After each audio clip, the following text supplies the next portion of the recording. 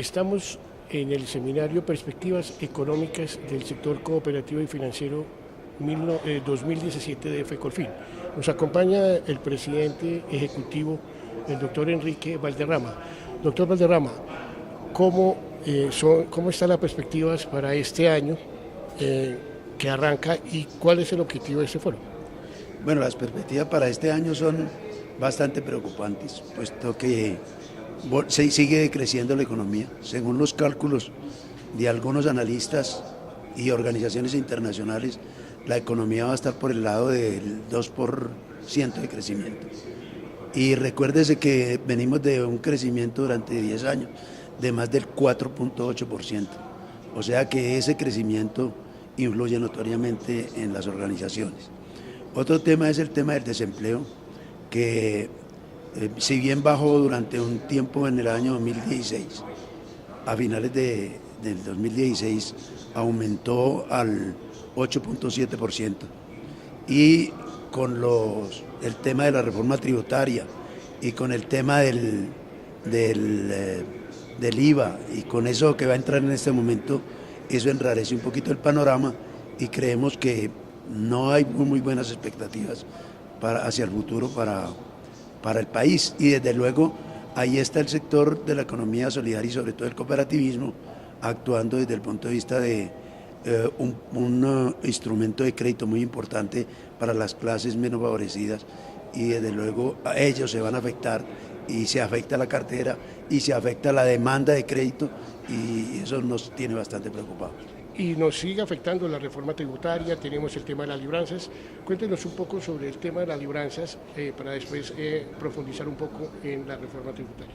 Hemos insistido en varios escenarios que las libranzas no son las culpables de la debacle que ocurrió con algunas entidades que se dedicaban a la compra de cartera. Es que las libranzas no tienen nada que ver. Los señores utilizaron las libranzas como garantía a una estafa que le hicieron a la comunidad. Una estafa porque llamaban a la gente y le decían: venga, ¿dónde tiene su CDT y cuánto le están pagando? Y si le pagan muy bajo, nosotros les pagamos al doble. Es decir, si usted está al 8%, nosotros le pagamos al 16%.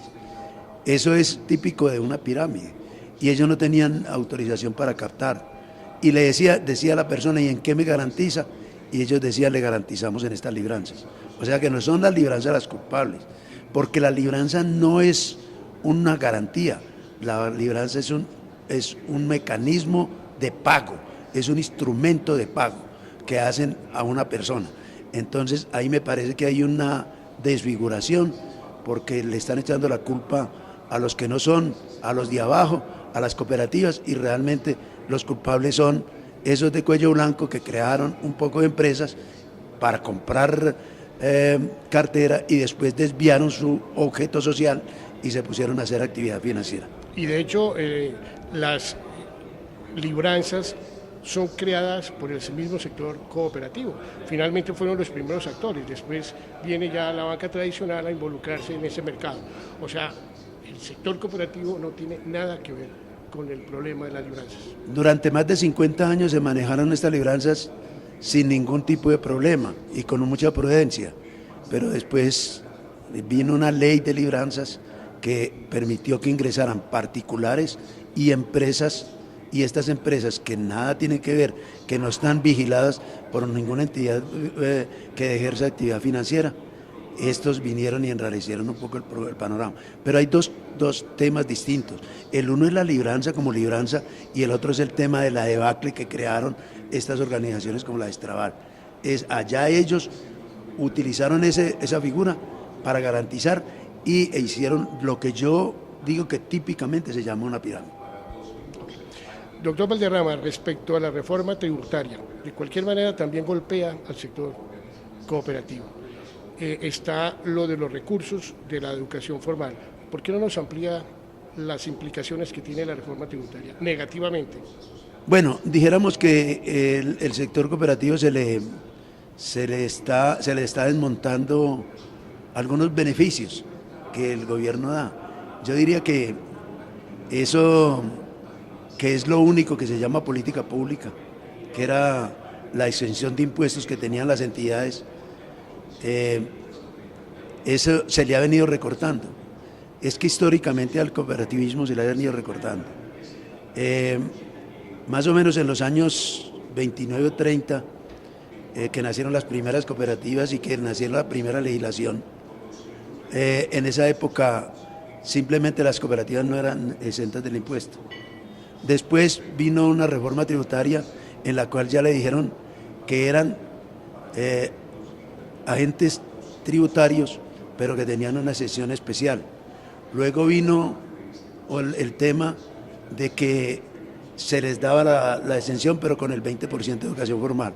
Y ahora vienen y le quitan ese único beneficio que tienen por parte del Estado. Yo quiero recordar desde estos micrófonos que hay una obligación constitucional, que es una obligación que no cumple el Estado. Y dice la Constitución, es deber de la nación promover y proteger las formas asociativas y solidarias de propiedad. Así con esto nos está promoviendo y protegiendo. Yo creo que hicimos un gran esfuerzo, sacamos algunas cosas importantes como el 10% de este año, el 15% del otro, pero realmente sí hay que lamentar que el gobierno no nos haya solucionado el problema dejándonos esa exención. Y quiero hacer así que claro, eso fue un pulso que hubo entre los parlamentarios y el gobierno, y los parlamentarios nos defendieron. O sea que, en conclusión, ese 20% que se destinaba a educación ahora está en un 10% para el sector cooperativo, que lo va a manejar el próximo año, el 15.5%, y después lo toma el gobierno para, entre comillas, manejarlo a él. ¿Un cambio de actores, finalmente? Definitivamente nos vamos a tributar el 20% a partir de dentro de 2 años. Eso es lamentable, pero bueno. Doctor Valderrama, las cifras, ¿cómo cerramos el año pasado el sector de cooperativas de ahorro y crédito y financieros? ¿Cómo estamos en activos, en cooperativas, en asociados? Bueno, realmente el comportamiento fue un comportamiento bueno a pesar de las circunstancias de que fue un año muy duro. El sector tiene en este momento más o menos unos 20 billones de pesos de activos, tiene unos 17 billones de pesos de cartera, tiene un patrimonio bastante sólido. Quiero decir, para que hablemos en términos generales, que el comportamiento fue un comportamiento muy bueno y sobre todo ante el público, porque las cartera vencida del sector no pasa más allá del 5.1%, y mientras que yo oí una noticia recientemente que la cartera de consumo y de microcrédito del sector bancario, esa cartera llegó al 17%. Yo creo que es una comparación que hay que hacer y que para nosotros es muy importante.